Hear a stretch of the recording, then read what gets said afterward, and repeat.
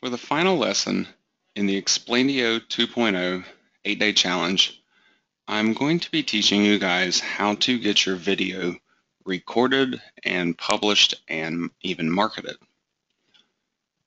Now, we're going to be using YouTube and also Google Hangouts to do all of this.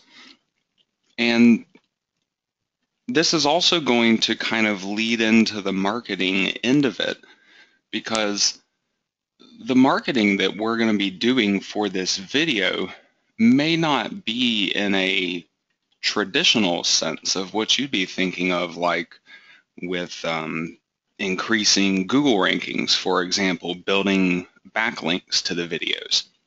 You can certainly do that kind of stuff to help increase the exposure that your videos get. But my marketing training is really going to be more focused on helping you to get better YouTube rankings with your videos. And this can really help to skyrocket the engagement and the overall audience that your video gets exposed to. So with that said, you're going to need a Google account. Most of you probably already have one of these, using it for Google email or YouTube or Google Plus possibly.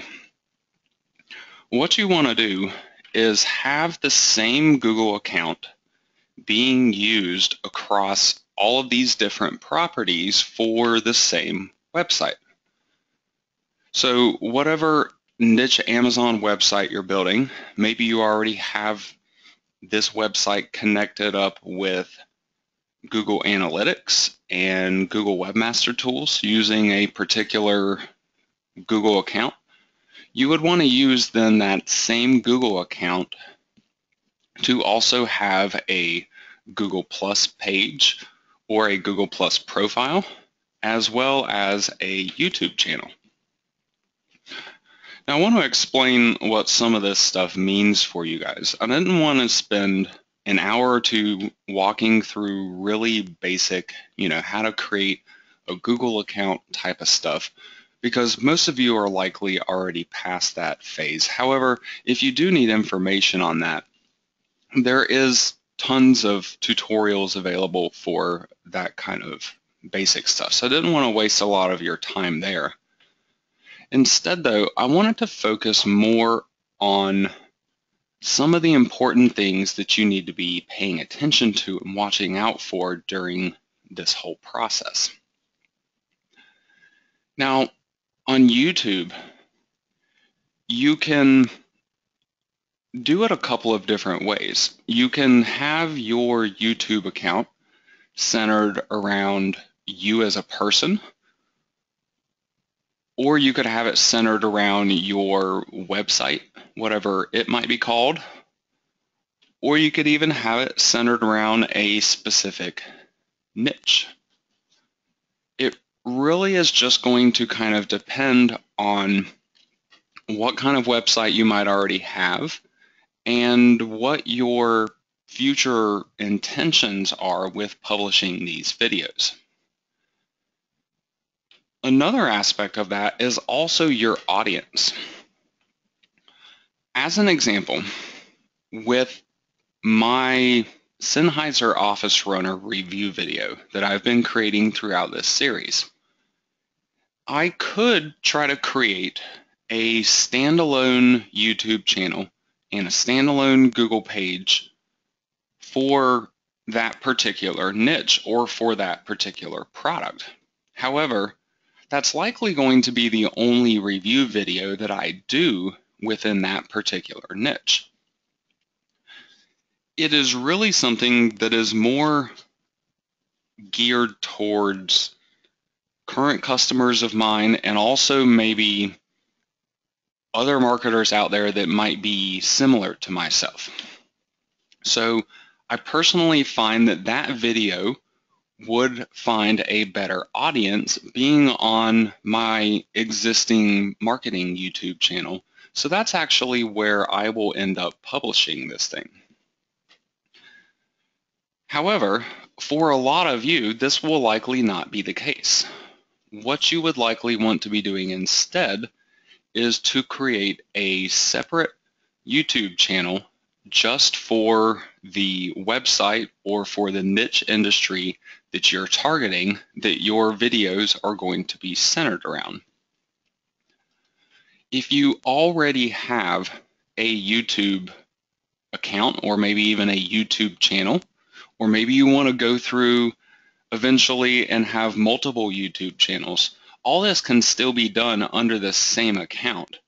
If you just click on your little icon once you're signed into a YouTube account up here in the corner and go down to where it says create channel, this will be creating a channel based on Google Plus pages that you might have set up. But you can always go over here and just create completely separate channels for anything that you want to. So you can actually run multiple YouTube channels all under the same Google account. So you want to have a YouTube account and a YouTube channel here that is centered around your niche most likely. And again, I mentioned that this connects with a Google Plus page as well. Well, there are two different kinds of Google Plus pages. You have a Google Plus profile, which is centered around you as a person. And then you also have Google Plus pages. The pages are going to be more centered around a website or a brand or an industry. So while you might have a Google Plus profile page, chances are the Google Plus page is what you would actually want to be creating for this type of a situation. Now, over on Google Plus, plus.google.com, in case you have never been there, if you go up into the right-hand corner again, you can access information like this. You can even click on all pages right here, for example, and click on get your page to actually begin creating a new page. Most likely you would end up wanting to do brand here, and it's all pretty just basic stuff. You give a page name, a website name, the type of the product, and then you actually proceed with creating your page. So doing this centered around a niche or a specific industry in which all of your YouTube videos that you're going to be publishing will then be centered around, this gives it a much more focused area for all of your videos to be in, and also gives your audience a place that they can kind of follow along with you. They have an option of following you on Google Plus, and they also have an option of following you on YouTube. This also helps with targeting. People are a lot more inclined to come and check out a Google Plus page about a specific topic as opposed to a Google Plus page about a specific person that they've likely never heard of. It can also help you in terms of getting search rankings to your Google Plus page and things like that. All these are just different benefits that you have to creating a separate set of pages and channels for the types of videos that you're going to be doing. Now, once you have these pages created, so you have a Google Plus page for your industry created, and then you also have a YouTube channel for your industry created, you then can go to actually get these connected. If you go to youtube.com/account_advanced, this is going to get you to a page that lets you connect that Google Plus page to your YouTube account. You can see down here, mine's saying move channel to different Google Plus profile or page. However, if you had not connected it already, you could then go down here and actually connect that up. So all you're doing is telling YouTube and Google that these two pages are indeed intended to be connected together. Now, the cool thing about using one Google account to do different YouTube channels or different Google Plus pages is that you don't have to actually share your personal identity if you don't want to. You can have your Google Plus page simply be maybe your website brand name. Your YouTube channel can then be the same thing, and when you're posting stuff in these two areas, it's going to be branded as whatever you're setting up your channel or your Google Plus page as, and not actually under your personal name. So you can use one account to do a whole bunch of these different channels for different industries. However, there is a decent amount of work that goes into this kind of thing, so I really recommend to only create this stuff for the industries or for the websites that you're actually going to be maintaining and posting new videos for on a regular basis. Otherwise, if you just try to go out there and create 10 or 20 different channels, chances are you're not going to actually be publishing videos on each of those channels on any kind of a regular basis. So you would actually end up with a lot more work to do and a lot less results from it. So focus on one to begin with and see how that goes. And then in the future, decide if you want to expand. Try not to get too overeager here in the beginning. Now, one other thing that you want to worry about when you're first getting started is the YouTube verification process. If you go to youtube.com/verify, you can see if there are any steps that you need to take to be able to verify your YouTube account. And this is actually really important for a number of different things that we want to utilize with YouTube. Things like adding links into our videos and being able to actually run a live on-air broadcast using Google Hangouts and having that then connect back up with our YouTube account. All this stuff is going to require you to have a verified YouTube account. So make sure you don't skip this step. Make sure you're seeing what I see here on my screen, that your account is verified and you're good to go.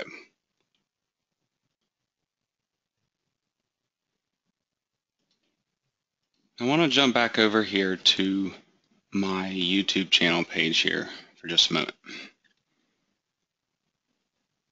As you can see from my page, I have not done a lot of the extra customization steps that come along with a YouTube channel. Possible things like adding channel art in up at the top, and some of these other channel tips that YouTube will actually recommend for you. Now, these are good things to try to worry about over the course of time to get these things set up to expand your YouTube channel as much as you can. But I wanted to point out that you certainly don't need all of this extra stuff to actually be able to get people to watch your videos and to engage with you and to even subscribe to you. As you can see up here at the top, I have about 2,500 subscribers and over 200,000 views on this account, and yet a lot of these basic channel things are still not even set up. So try not to put too much focus into all of these extra things, at least in the beginning. Worry more about getting a couple of initial videos created and published on your account and see how it goes before you put in the extra time to expand into all this other stuff. It can be helpful though, once you are seeing that the videos are going to be worth your while to create, to then go back and do this extra expansion. Now, when you have reached this point in the 8-day challenge, you should already have your video created minus the audio that's going to go along with it, assuming that you will be doing voiceover work with your video.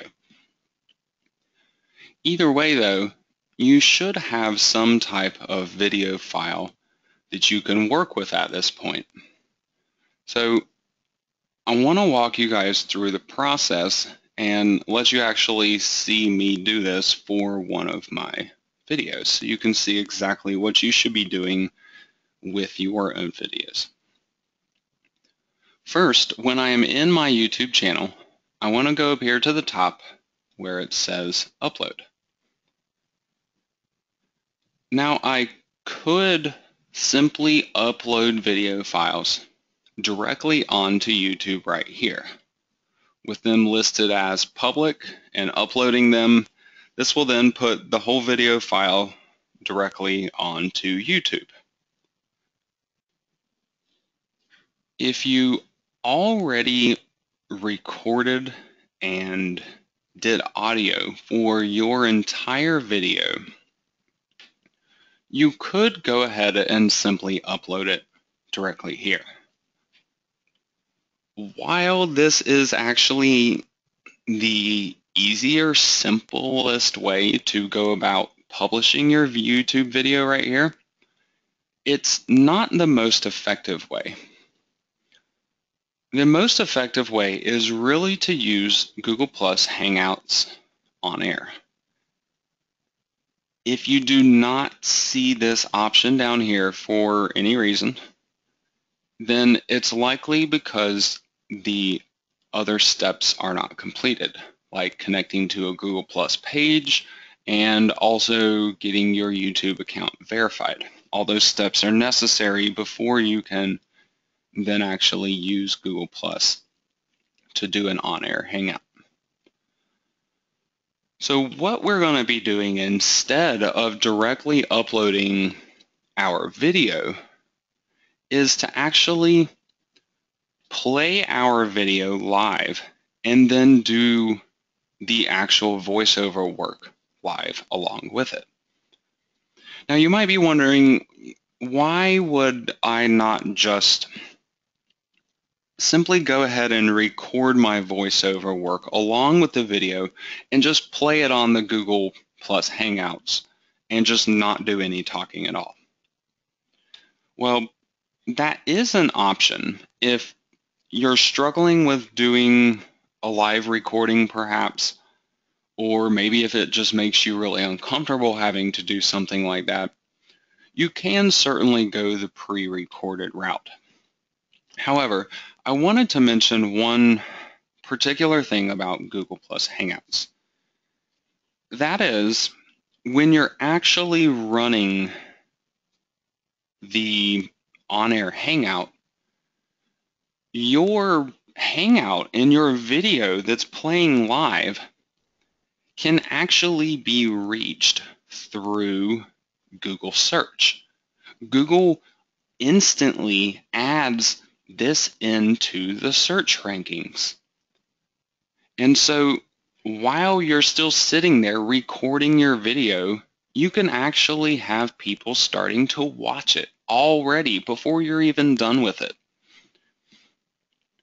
Now this can especially be true if you're going after some kind of new hot product that has just been released or something like that. You can have a little on-air session where you actually demo this product for people that are thinking about buying it. And if there are a lot of people out searching Google for that product at that point in time, which often happens with a new product release, you can actually get a pretty substantial amount of traffic on your video before you're even done with it. So with that said, if you were doing a completely pre-recorded video, you might have people that pop up on your on-air hangout and maybe even begin to ask you questions or something like that. Some people will even try to maybe test it out and see if you actually are doing it live or not by, asking you something and seeing if you'll respond. However, there is a text chatting option in there, so you could respond to them simply via text and continue on with your video as normal, which a lot of times can be a better option. Otherwise, you end up messing up the actual video, what you're trying to talk about. So I wanted to explain there how this whole thing works with Google Hangouts before we actually got into this part, so you can kind of understand why it is that I do it the way that I am doing it. Otherwise, you might just simply look at this option here on YouTube and say, wow, this is a lot easier. I'm just going to do it this way. Yes, it is certainly easier, but you get a lot more exposure this way. Now, on top of the on-air broadcast actually being available in the Google search results practically instantly, once your video recording is finished and your Hangout is over, your video then gets transferred over to YouTube. And basically, wherever the Google Hangouts on-air search ranking was showing up will end up getting replaced with a ranking for your YouTube video instead. So you get a lot of extra and really fast exposure going this route. Whereas sometimes if you just simply put a video into YouTube this way, it can take sometimes a couple of weeks or even a month or so for Google to truly index it and give it decent rankings sometimes. So this speeds up the process a lot, considerably, and it also gives you the opportunity to almost instantly have some kind of an audience for your video. So we're going to be clicking on the broadcast button here and creating a Google Plus Hangout. Now this Google Plus Hangout, where I'm giving it a name here and telling people what it's about, I'm essentially creating the description for my YouTube video that will end up being published once this whole thing is over with. So when I'm looking to give it a name here, this should be my keyword-rich title that I would want to end up titling my video. And again, down here where it says tell people what it's about, this is my description that will end up showing up with my YouTube video. So I would want to, again, have some keyword-rich phrases that are included in this description, because these two things are really going to be some of the primary things that help me to get those initial search rankings and viewers to this video.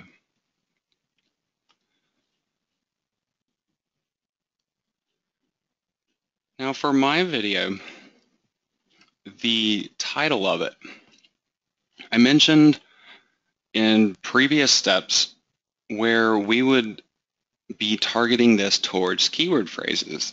And it could be done either geared towards the product itself, where I could do something like Sennheiser Office Runner review, and maybe even expand on this title a little bit to add in a couple of extra keywords perhaps. However, I also mentioned that it's important that whatever you're trying to target here is geared towards a keyword phrase that has a decent amount of traffic on it. And this phrase actually does not have a lot of traffic. However, there are a lot of phrases that directly relate to this product that do receive a lot of traffic. So I'm going to try to target one of those phrases instead. I'm going to do wireless headsets for office phones. So this is really the main focus here of my keyword targeting. Whereas then this is kind of extra keyword information, and also to make it so my title is not a direct representation of a specific keyword.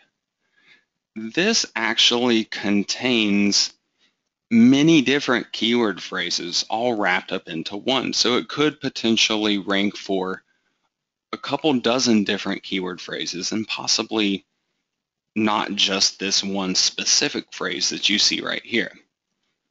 It would also give me the opportunity to still tap into some of those product-based and model-based searches where people are actually looking for this product. But this, again, is more geared towards tapping into extra traffic. Again, this is not something that you have to do for every product, though. You may be able to simply target the base product name using a review type of phrase. It just depends on what kind of Google keyword traffic is out there. So make sure you're using your keyword planner before you're making final decisions on what you should be targeting here. Down below for my description, I want to be as detailed as I possibly can here in terms of telling people what this video and what this on-air broadcast is really going to be about. And I also can use this as a secondary opportunity to target or reinforce the keyword phrase that I am going after. So I want to make sure whatever I'm saying here directly relates to what I have up here in my title. And again, this is going to help me to bring in the correct type of search engine traffic and eventually YouTube traffic for this particular video. So for my description, I want to try to touch on maybe some of the most common reasons why a person would want to buy this particular headset.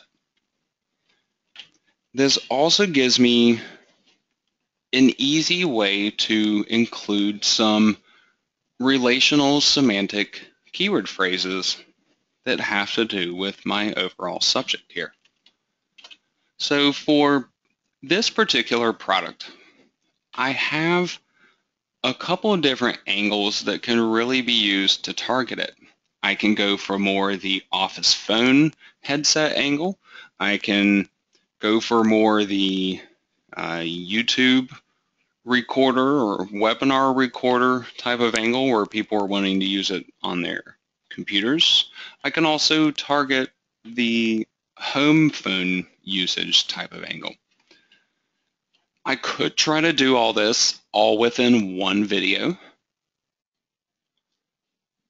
or if I felt like there was enough of a market for each of those different uses, I might even then create a separate video, one to target each of those different uses that way. So your description again should relate to whatever that is going to be about. So for this particular one, it is a little more geared towards the office phones. However, I do have some content in my video that also mentions some of the other uses that this thing can practically be good for. So I could at least briefly mention them. However, the primary targeting focus of this specific video is the fact that it is a wireless headset for office phone usage. So I'm going to start out by essentially setting a scene for a type of person or an environment that this product would be good to be used in. So I'm going to say something like a busy call center can be a hectic place to work, but you certainly don't want your customers to hear it. There is nothing worse than picking up a bunch of background chatter.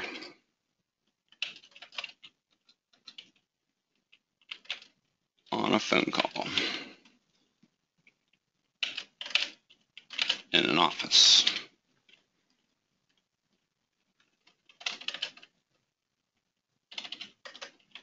The Sennheiser Office Runner is a wireless headset with microphone with extremely sophisticated noise cancellation technology. So it is great for the busiest of office environments, or even for a noisy at-home worker like myself. So you can see what I'm trying to do here. I'm describing to people, you know, reasons or situations and stuff that might apply to them. I'm getting really specific this way. And by doing this, I'm giving YouTube keywords to work with, I'm giving Google keywords to work with, and I'm actually putting a decent description there that is going to be good for my viewers. It's going to help them to make a connection with me and this video and this product. Now, you can continue doing this description here as much as you want to. You don't want to get super in-depth. However, you do want to try to accurately describe what this video is really going to be about. So you do want to make sure you have enough information. Like, for example, I've just basically described the situations that this product would be used in, but I've really not talked about what this video is really going to be about. So I want to still go on and expand just a little bit more, so this description will kind of be complete for my video and actually make sense for people that are reading it.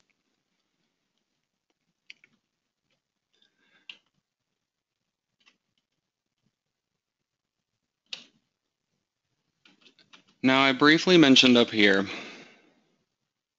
something about for a noisy at-home worker like myself. I want to touch on that just a little bit more to include some other relational keywords that are going to be used here, and this will help me tie into what my whole video will be about.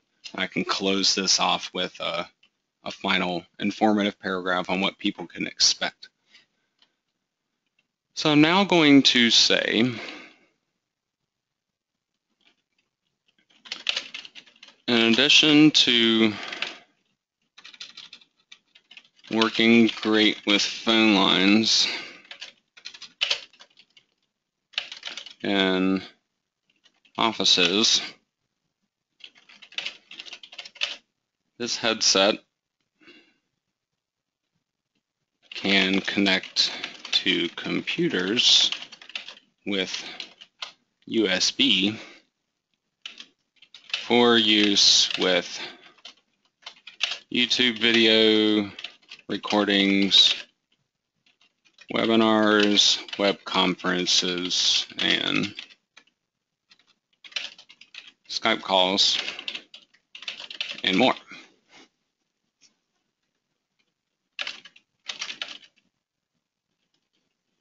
This means that it is extremely flexible and can likely do any project you need it for.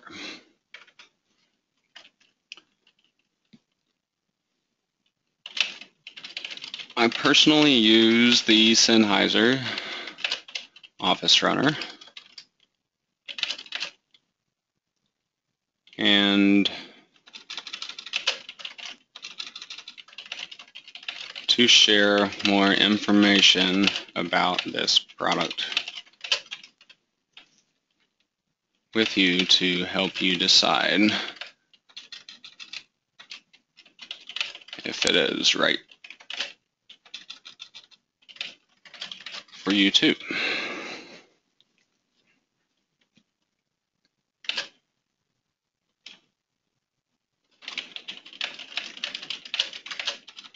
You'll get to see me take this wireless headset out of the box, set it up, and even share some of my personal usage tips to get the best audio quality with it. Now, again, the whole focus here of this description is to be keyword fodder, essentially. I will later go back in and actually edit this description once it lands on YouTube to include a link to my personal review for this product, which will be over on my website. That's actually going to be this page right here.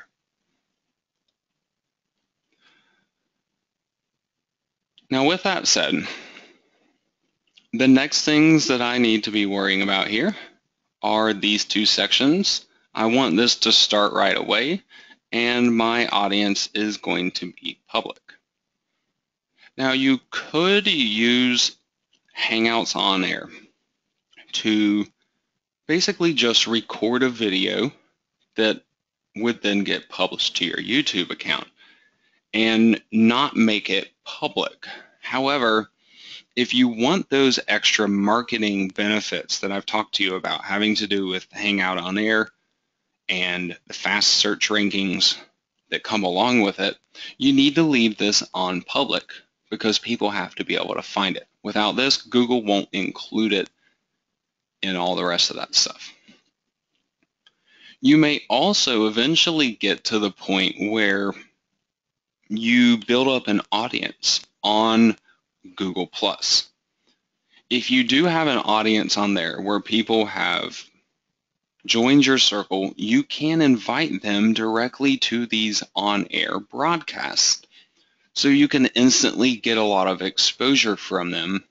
You can also do things like promoting these broadcasts to Facebook groups of yours or an email newsletter list that you build off of a website. Give people a future date and a time that you're going to be running this on-air broadcast and actually get people to tune in live to follow along with you. Doing this kind of thing, you can not only have a long-lasting video that will then help you to get extra traffic and sales, but you can also get some immediate results from it by letting your audience know about maybe a brand new product that's been released that they would likely be interested in. And then you can actually get people to proceed along to Amazon directly afterwards and get some instant sales landed on these products with this method. Once you have everything set up and you're ready to go here, click on the share button.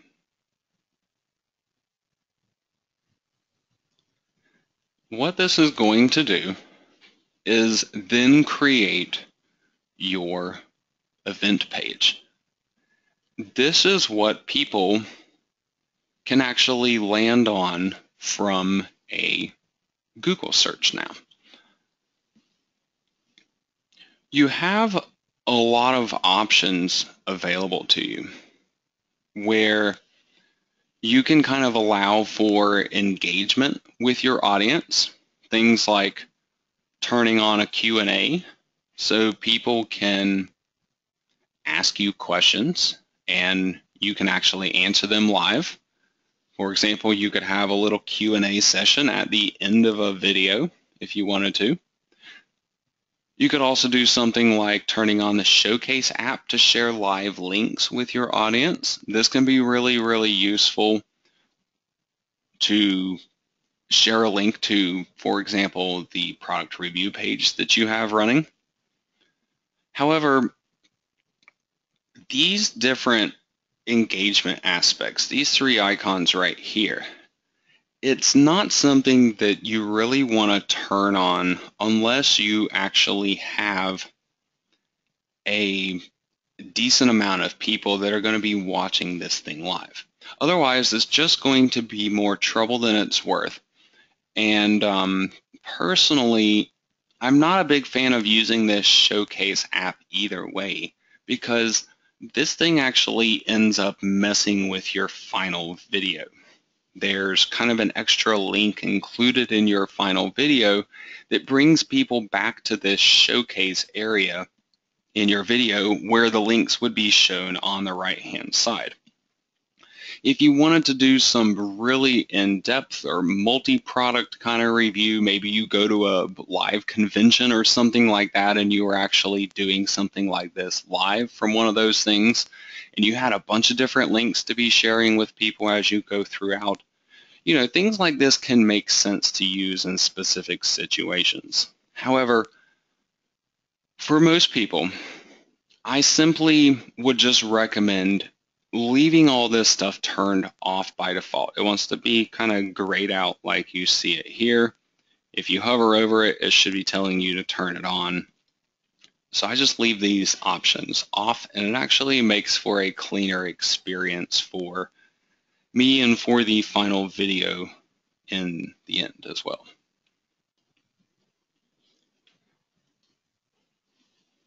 Now, a couple of other things I wanted to point out before I actually get into doing this video here. Number one, you have this little links section. If you click on this, you can see a link to this event page and then also a link that's actually to a YouTube page. These are going to be the links to access these videos. So if you wanted to promote this to some kind of audience of yours before you actually started this thing up, then these are the links that you would want to be sharing with people. You also have things like the share event option up above here, but the direct link I often find is a lot easier to mess with, especially if you just wanted to simply email it out to all of your subscribers or your fans. Now you also have the option down here to actually say something along with your video if you want. So for example, I could put, see my complete review for the Sennheiser Office Runner here.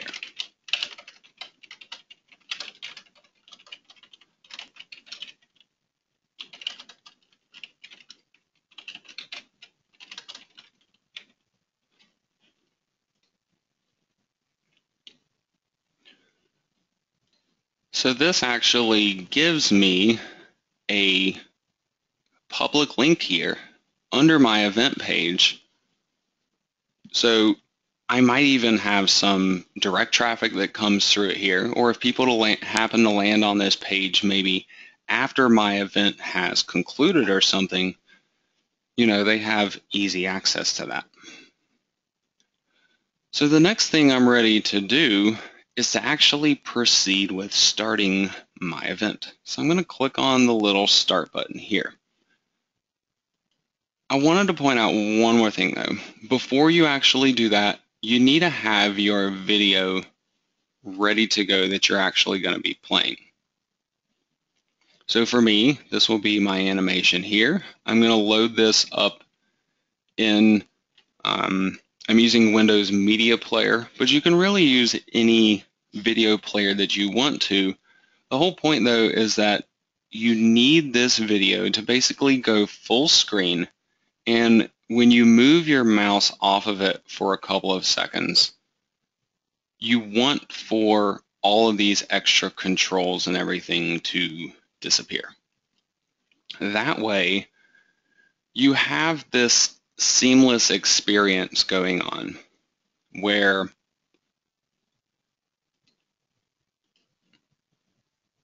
people will see your video and it will all be full screen. And so it won't even look as though you're playing a video to them. It'll look more like a slideshow presentation or something of that nature. This is also effective for when you have the first or the third person videos included with this. It simply makes everything look a lot more natural. You know, you don't want to see controls like this down at the bottom of your video during your recording, obviously. So again, I'm going to be starting this at the very beginning. I want to get this prepared and set up and ready to run, and I'm just going to minimize it. Now I'm going to go ahead and start my Hangout on air. This will load me up into a window here where I can invite additional people if need be. I'm just going to go ahead and skip this process for now.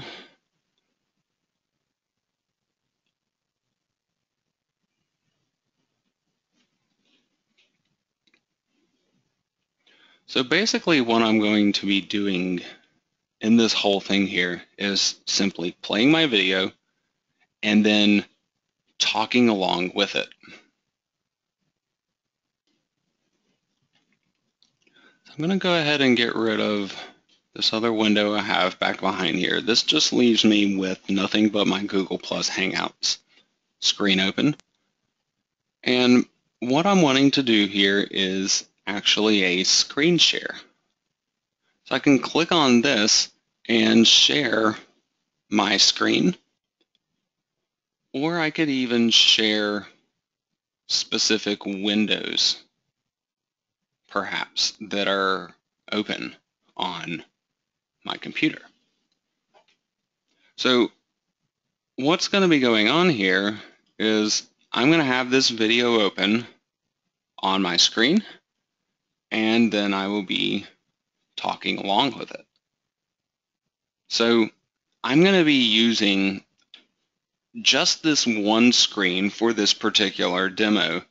I actually have 3 computer screens, as you can see right here. And having more than one screen is not mandatory, but it certainly makes this a little easier to manage because I can set my video up on one screen. Like for example, I can move my video over here and have it running on my full screen, and I can have the Google Hangouts page right here running on a separate screen. So I can see both and I don't have to be kind of flipping back and forth with this kind of stuff. You also have the option of, going just for a specific window. However, since I want to be importing this video into an Explaindio video, I really kind of want the entire dimensions of my screen. I don't want to end up chopping off something for like the start menu bar or anything of that nature. I want a full high-def screen resolution video recording here. So I like using just the full screen and not actually going for, say, the Windows Media Player window. So I'm going to be choosing screen 1 here, That's the screen that you currently see. And I will share this now. And you can see what happens. I go into the never-ending double mirror effect. This is because I'm sharing my window, and within my window is that window, and so on and so forth. So it goes back forever. However, once you are actually doing your recording, this will not be the case anymore. You actually end up seeing the whole video instead. So now, what I need to do is present my screen to everyone right here. And then I also need to go down below and start my broadcast. Once I click on this Start Broadcast button, it's going to give me a 5-second countdown before my video and broadcast actually starts and goes on air and live. So you need to be prepared once you click on this. If you only have one screen on your computer especially, click on Start Broadcast. You want to get rid of this, so minimize it, and then you would want to maximize your video, get it going full screen, play it, get your mouse off the screen so it can go completely full screen on you.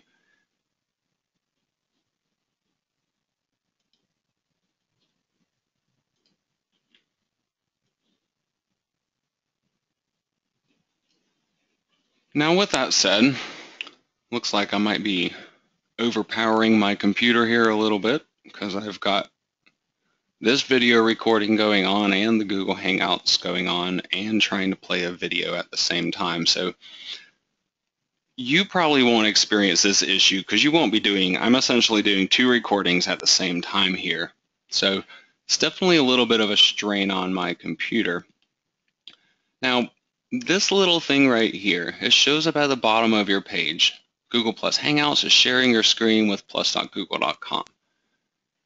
You can stop the sharing right here, or you can also hide this, or you can simply drag it out of the way.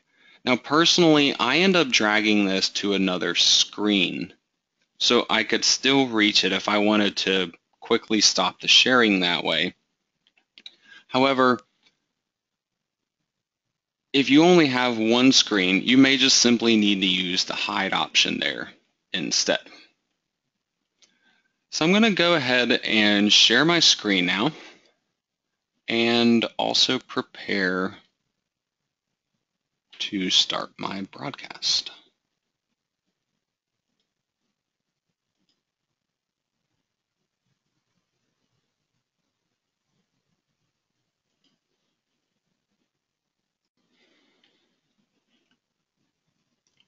Okay, so I'm now going to go ahead and I'm going to slide this off my screen for now, but what I'm going to be doing off of my screen that you're not going to be able to see is just clicking on this Start Broadcast button down at the bottom.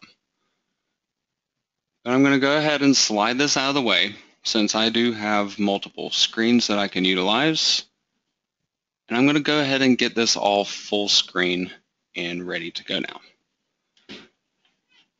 So now what I can do is click on my Start Broadcast button, and then I can instantly jump back over here and click my play button, get my mouse pointer out of the way, and I will be full screen and ready to go, and this thing will start recording and broadcasting my Hangout on air.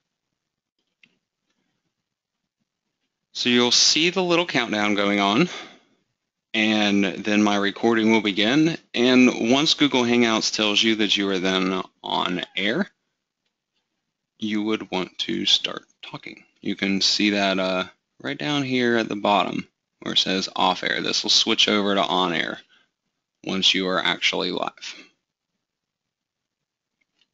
So you would then want to start talking along with your video, explaining your product, and again, try to focus more on practical usage, real world situations for this thing, and focus a little less on being salesy. You know, you're not directly trying to sell this product here. You're trying to convince people that the product is right for them. And they'll make this decision on their own whether or not they will buy it.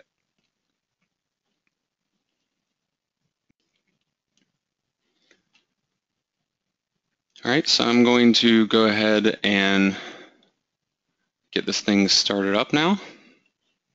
I will be clicking on my Start Broadcast button, and then I'm actually going to be doing my Hangout recording, and hopefully we'll be able to run this whole thing live and also have it recording for you guys as well, so you can see the entire process.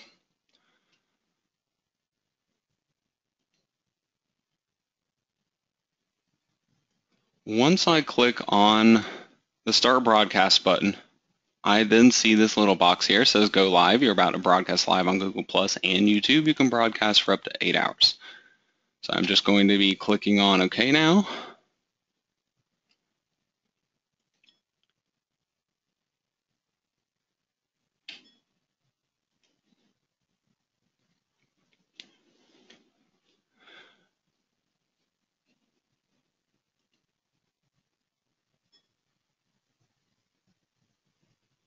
Okay, unfortunately, guys, it looks like my video is just not going to play correctly while doing both of these recordings and the live broadcast all at the same time. Unfortunately, I will have to do this separately. However, I guess I could go ahead and simply pretend as though the Google Hangouts was recording and show you guys how this would work out.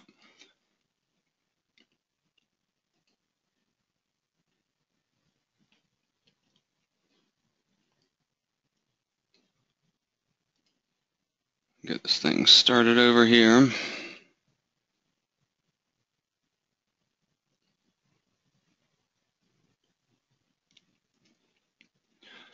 My name is Ryan Stevenson, and I want to talk to you about a product called the Sennheiser Office Runner. This is a wireless USB headset that is used for both computers and also for phone lines.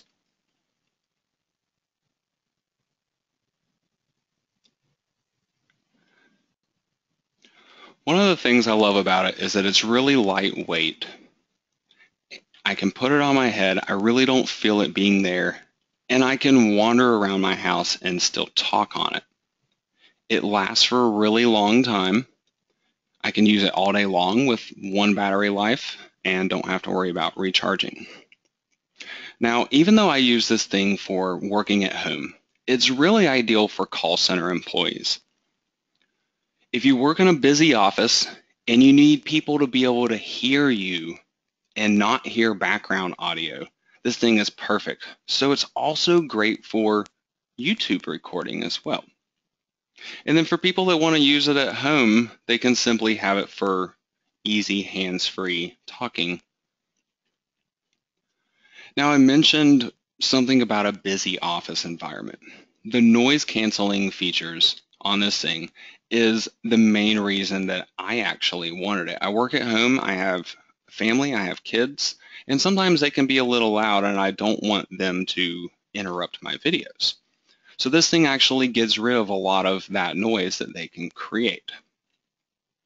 Now, it also comes with a high price tag that kind of combats this list of great features that kind of go along with it.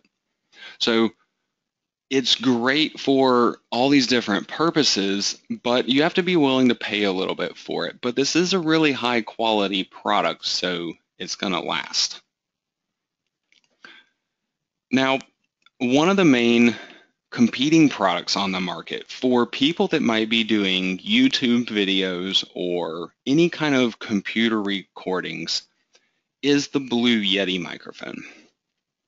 Personally, I prefer the Office Runner to the Blue Yeti because of what I use it for. I don't want people to pick up my keyboard typing and things of that nature. And plus, I like to be able to move around a little bit. So this thing is not only an awesome product, it lasts a really long time. And I never have to worry about the battery dying out on me or anything of that nature.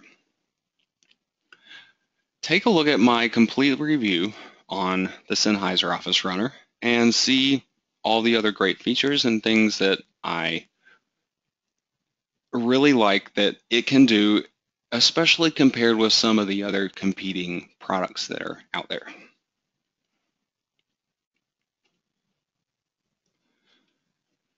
Now you can see how going through my recording there, how that would essentially have worked in the same manner doing it live through this Google Hangout. I really hate that I wasn't able to complete that thing directly live. I'll have to go back through later and run that broadcast outside of this recording and record a final video for you guys so you can see the finished product.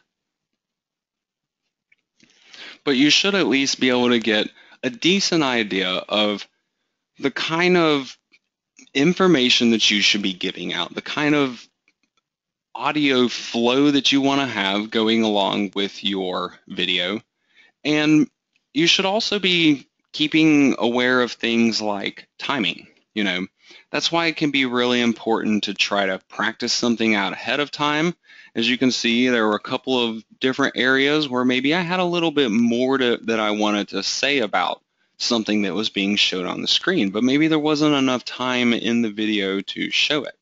You know, things like that, you can go back into Explaindio and easily adjust, add a little bit of extra timing to that specific frame, and re-export your video, and then you'll have more time to actually talk about it during that segment before it proceeds on to the next area. You guys will get to see my final videos along with this training video though. So you will get to see how that one turned out and also how the other one, the first and third person review video, you'll get to see how that one turned out as well.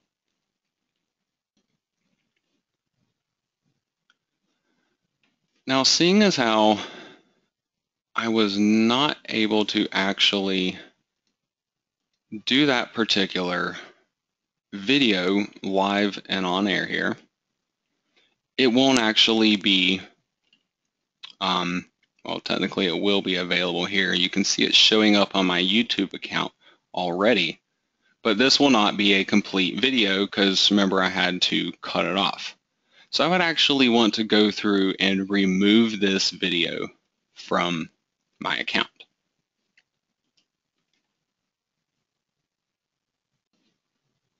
So I can just go up here now and go to delete for this video, and now it is simply gone.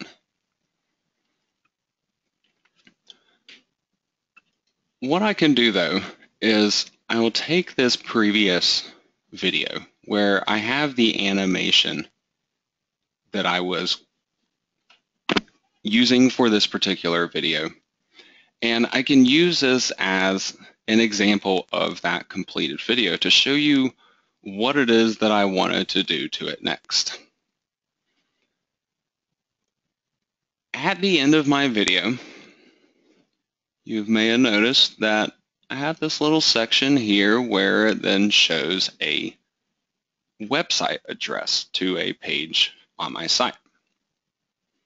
Well, what you can do is make this to where people can actually click on it and they'll actually get taken to your web page. So you would want to go into your YouTube video and first of all, edit it. I click on the info and settings right here, and this will get me to the main information for it. If you needed to adjust your title or your description from what you had entered in on Google+, you can do those two things here. I recommend adding a link up to the top of your video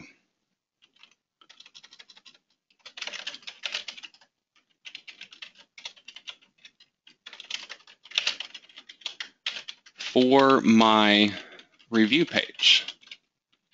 Something like this. And then down below would be the rest of that description that I had already typed in on Google+, doing my on-air Hangout. Now you also want to make sure you provide tags. If you remember early on in the training, I had you go through and research some relational keywords that people were using on YouTube for their videos. That is where you can use those same tags and also use other relevant tags that relate to your product, your title, and the keyword phrases that you are trying to target with it. Now, in addition to this basic information, you also have that URL at the end of the video that you would want to make clickable. This is done using annotations. However, before you can actually do an annotation where people can get to your actual website with it, you do have to set up that kind of thing within YouTube itself. If you go to my channel, not my channel, but your channel, and then click on Video Manager up at the top, you get this listing of links over here on the left that really doesn't seem to be very easy to get to in other ways. What you're looking for is the channel section here, and you need these to be green to be able to do a particular feature, and that's the external annotations. So for some reason, if this is not green, check out some of these additional links, and it might let you know why or what your account might be missing that you would need to actually be able to do this kind of thing.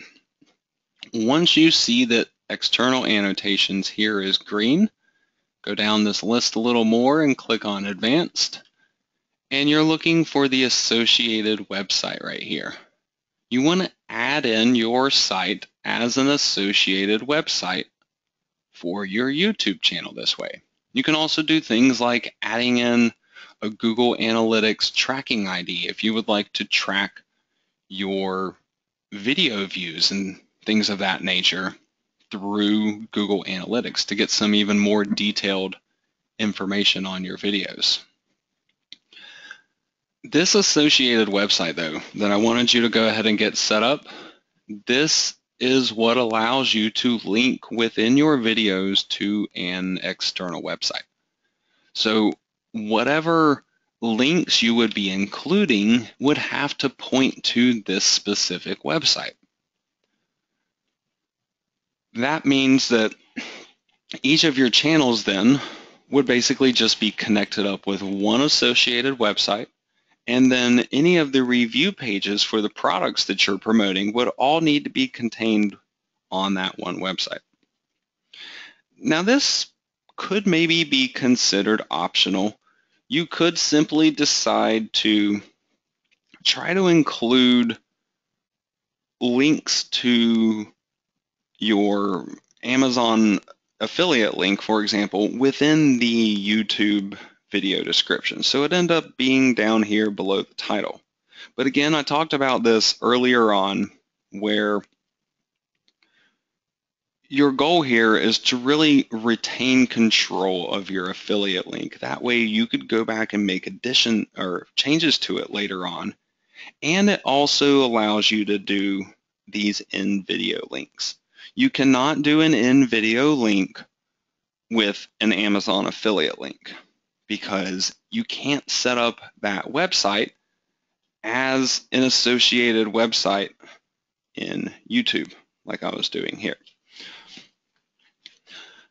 So once you have your site set up as an associated website, you can then go in to the annotations on your video, find the area of your video where you would like your link to start showing up. So for me, this would be right here. And then you go up here to add annotation. You can really kind of do this as any of these. Personally, I usually go with the spotlight though. And what I will do is to then simply draw a box around this URL. I usually leave some extra spacing around it too. And then I'm going to be linking this up to an associated website. Now notice you can also use this annotation feature to link up to other YouTube videos, a YouTube playlist, a YouTube channel, a Google Plus profile or a page, or even to get people to subscribe to your YouTube channel. So if you wanted to add some kind of custom ending segment to your videos where you have a little part that says click here to subscribe, click here to join me on Google Plus, click here to go to my Facebook page, and so on and so forth, that is how you make all those sections of your video actually clickable. And you can even do things like directing people onto another video, especially if you've done videos in a series or something for the same product. Doing things like this can really help to increase your engagement for videos and things like subscriptions and even getting more views on videos. But for this particular case, I'm using the associated website feature so I can turn this into a link back to my actual website. So down below, I simply enter in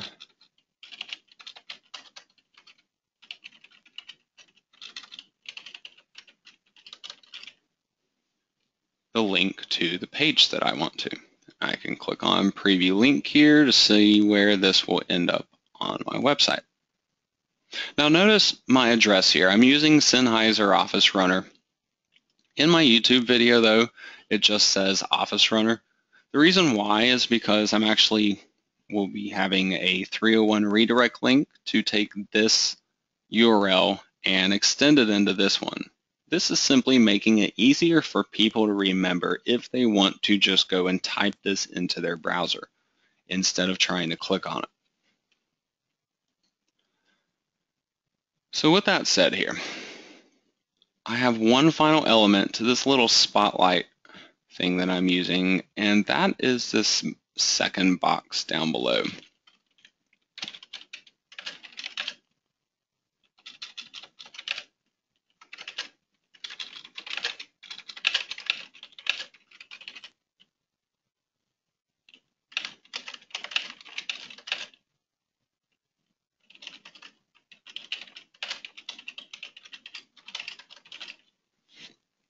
Now this part I kind of consider optional. This little spotlight text is what this second box is for. This is basically going to show up when somebody hovers over the link. So it can be sometimes a good idea to put something brief here. This is honestly probably a little too long. I could even do something like click to get yours. So people that are then interested in it, when they hover on this, this text will show up and indicate to them that there, is something actually here, that they can click on the video there.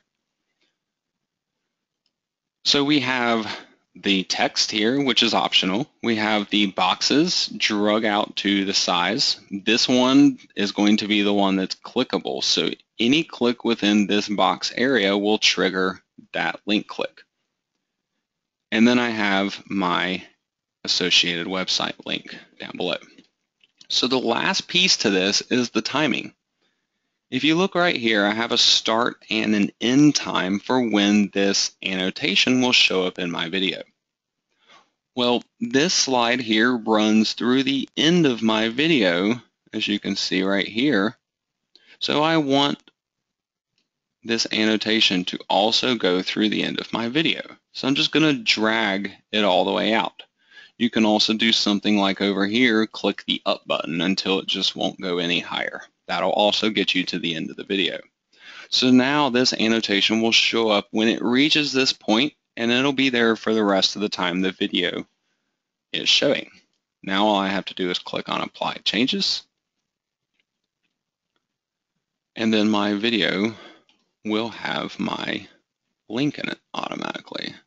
So if I jump down here to the back portion of this video where it will be clicking over to this part, you can see now when I hover over that, it says click to get yours. That text that I typed in hovers there. And if I click on it, it will take me to the correct page on my site where people can then proceed on to Amazon. This is an Amazon affiliate link. And even down here at the bottom, this is an Amazon affiliate link.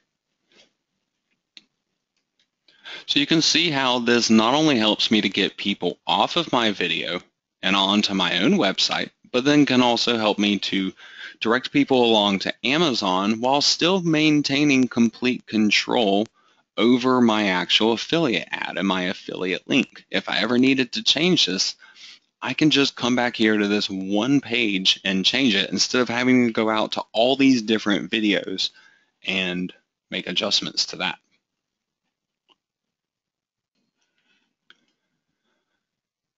Now, one of the final things I wanted to talk to you about having to do with marketing your videos is really related to more YouTube marketing than it is Google marketing. However, in my experiences, when you can get a video to rank well with YouTube, it will typically rank well with Google by default. These are the same company here. YouTube is owned by Google, and Google does try to increase traffic exposure to popular YouTube videos. So you can kind of think of it as make your video work for YouTube, and the Google stuff will all fall into place. I wanted to point out, though, some specifics for you guys.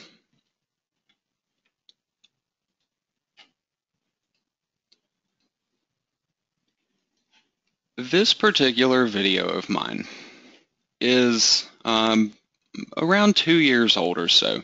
It's got 45,000 views on it. For a product review video, I'd probably consider this to be pretty low. But the reason why I wanted to show you this video is because for the industry that this is in, teaching Amazon affiliate type of stuff, this is actually an enormous amount of views compared to the number of people that are out there. If you look at a lot of these other ones, anything that has to do with Amazon specifically generally has considerably less views than something like this does. Well, this particular video was not always crazy popular, and it's still popular actually. This thing is always getting an extra 100 or more views every single day on it. Well, the reason why is not that I did a lot of backlink building or anything like that having to do with it. It's really all about the engagement of this video. That is one of the biggest ranking factors that YouTube will take into account. If you look over here on the right-hand side of the page, you really don't see any videos over here that basically have no views. These are more popular videos that are showing up in the recommended videos. Well, you want your video to show up in the sidebar for other people's videos. And then you also want to be ranking when people are searching for your video up here as well. All these aspects will bring you in more traffic and more engagement, and also help to increase your ranking even more over on Google.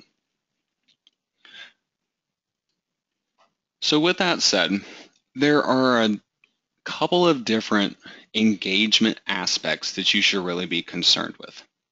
Number one is the views, obviously. You want to get the views on your video as high as you possibly can, but you want it to be natural. And the same goes for the rest of your engagement. You have likes on videos. You also have dislikes on videos. If you go out and search for any of the most popular videos on YouTube, the ones that have millions of views or hundreds of millions of views even, no matter how popular a video or how well liked a video is, you still have people that do not like it. So this is important to YouTube. They do want to see that your video is getting liked. However, I also believe it's important that some people end up disliking your video because it's simply natural. A video that had a lot of views and a ton of likes and not a single dislike on it whatsoever,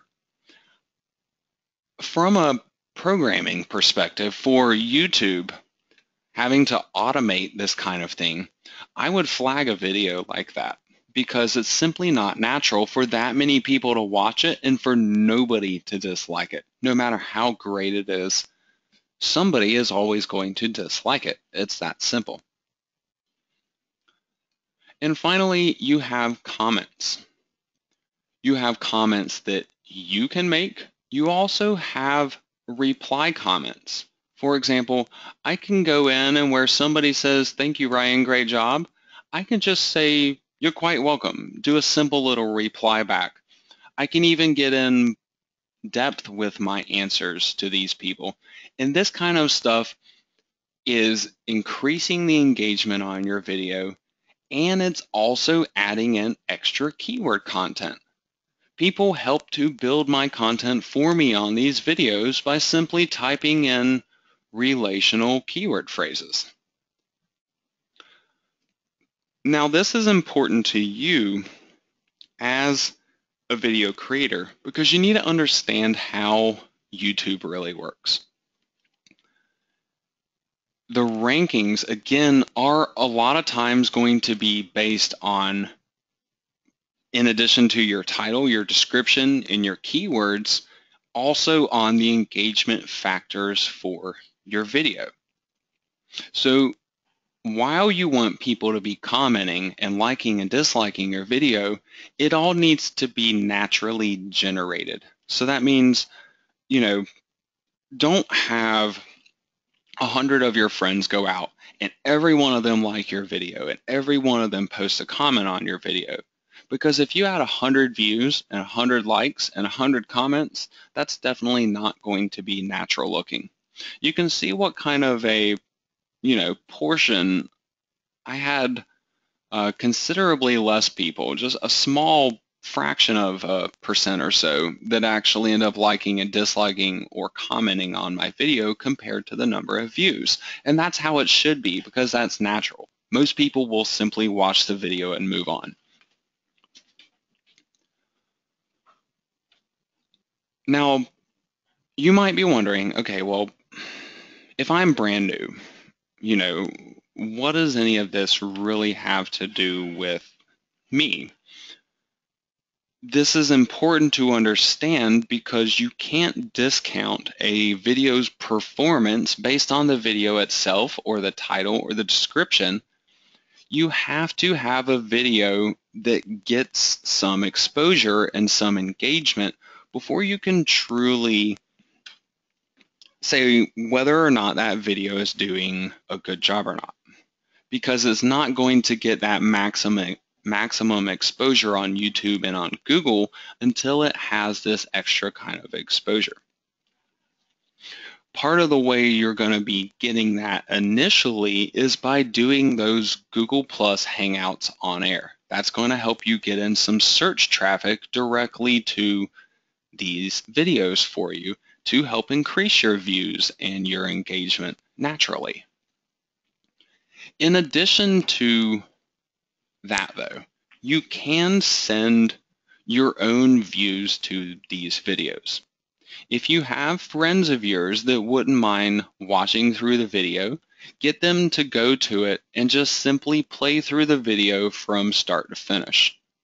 And maybe 1 out of every 10 or 20 friends that you ask to go there, ask them to like your video. Everybody else, specifically tell them do not do anything having to do with that, just to go and watch the video and nothing more. You can also, once you kind of have a little bit of an audience, whether this is through a newsletter, an email newsletter, or Facebook fan pages, Facebook groups,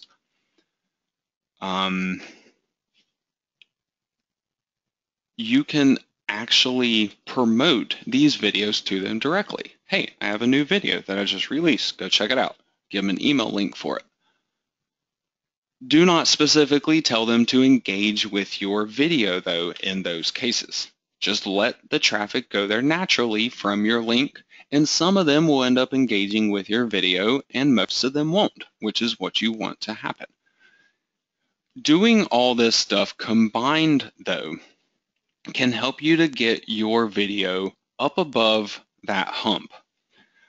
It seems to be at least a couple hundred views or so on a video. Once it tops 500 to 1,000 views, though, the videos can really start to kind of take on a life of their own, and they just sit there on autopilot then generating traffic for you. So this one, for example, brings in 100 people or so every day that are watching this, and I promote other relational products and properties and stuff with that to help either build more of an audience or to sell specific products to them. So the same thing as what you're trying to accomplish here with your actual Amazon product reviews. So think of how you can bring more exposure to these videos, more engagement to the videos, but to do so in a natural way. There's no one simple explanation or way to go about doing this. Things that I already mentioned, using your audience, your newsletter, your Facebook groups and stuff, using the Google On-Air Hangouts to get some of that initial exposure for you. You can do things like backlink building to your videos, go out to different social networks and bookmarking, especially all the social bookmarking websites that are out there. Things like that can be used to help increase the views to your video and that initial exposure to help get it to that point where it will take on a life of its own. If you have your niche website, you can also embed the video directly on your site to increase the views and engagement from it. You can also do things like forums and bulletin boards, the ones that will allow you to have some kind of a subscription link down at the bottom of your post. You can put links directly to specific new YouTube videos of yours, or you can even have the links maybe go to your channel page, for example. So it could land here and people would be able to check out some of your newest uploads, your more popular uploads, things of that nature.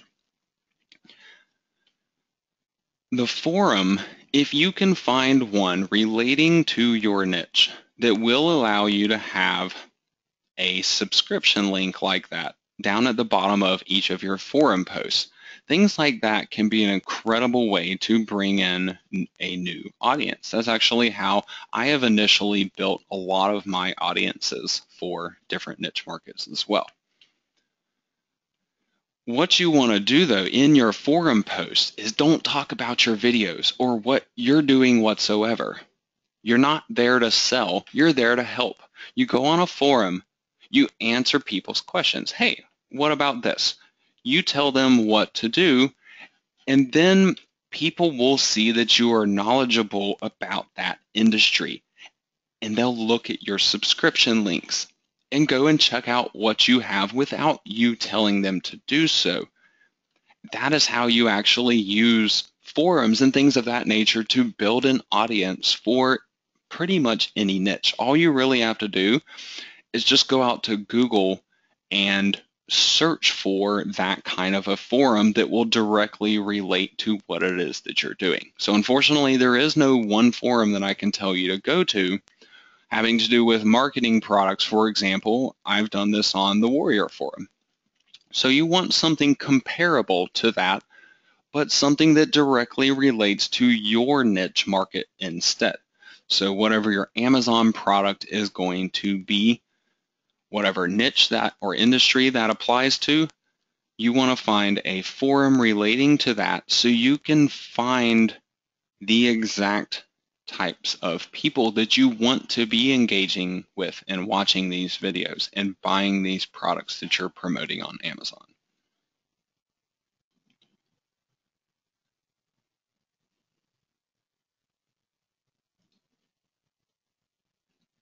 Now for the final day in the 8-day challenge, you guys will actually be walking through this process of publishing and doing some initial marketing for your own video as well. And after that point, you can really continue on to additional videos. You don't have to stop on any one video for any prolonged period of time. The idea here is to put out as many of them as you possibly can and to bring in as much traffic, targeted traffic, to your niche website as you can, and then direct those sales over to Amazon.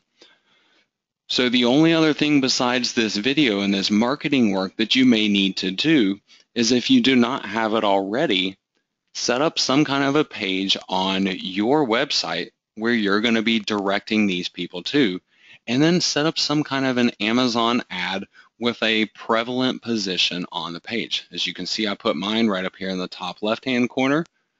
I use my product style WordPress plugin to actually generate this advertisement for me. And then I simply have a in-depth, informative review, and I end with trying to get this product sold here. So you want to do the same kind of thing on your own website. And again, this helps you keep control of everything long into the future. So let's say the Sennheiser Office Runner gets replaced by something else. I can update this page and make it promote that product instead, and maybe have a side note about the Office Runner and how it has now been replaced by this other product. So years into the future, this page and these videos that I've put out for it will still be effective for me in earning. So make sure you're considering all that kind of stuff when you're creating your own videos too, because you want this to be work that is effective for you long term.